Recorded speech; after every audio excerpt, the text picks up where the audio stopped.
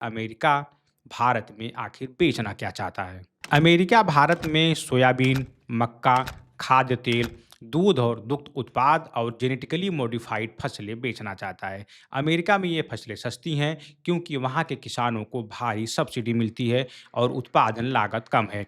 अगर वही सस्ते उत्पाद भारत की मंडियों में आए तो पहले से ही कीमत के लिए जूझ रहे भारतीय किसानों के सामने नई मुसीबत खड़ी हो सकती है। देश के डेयरी सेक्टर पर इसका असर और भी खतरनाक हो सकता है क्योंकि भारत का डेयरी सेक्टर छोटे और सीमांत किसानों के भरोसे चलता है। ज़्यादातर किसानों के पास सिर्फ एक या दो गाय या भैंसें होती हैं, जबकि अमेरिका, न्यूजीलैंड और ऑस्ट्रेलिया में बड़े कॉरपोरेट डेयरी फार्म हैं। इन देशों में सरकारें अपने किसानों को भारी सब्सिडी देती हैं।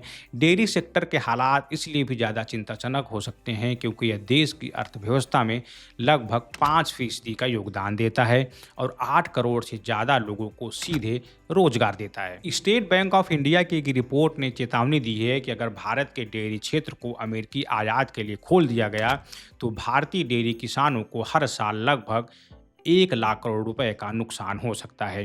कृषि जानकारों का कहना है कि अगर खेती को पूरी तरह से अंतर्राष्ट्रीय व्यापार के हवाले कर दिया गया तो भारतीय किसान दाम तय करने की स्थिति में नहीं रहेगा। एमएसपी कमजोर पड़ेगी, मंडी व्यवस्था टूटेगी, किसान उत्पादन तो करेगा लेकिन उसकी कमाई लगातार घटती चली जाएगी।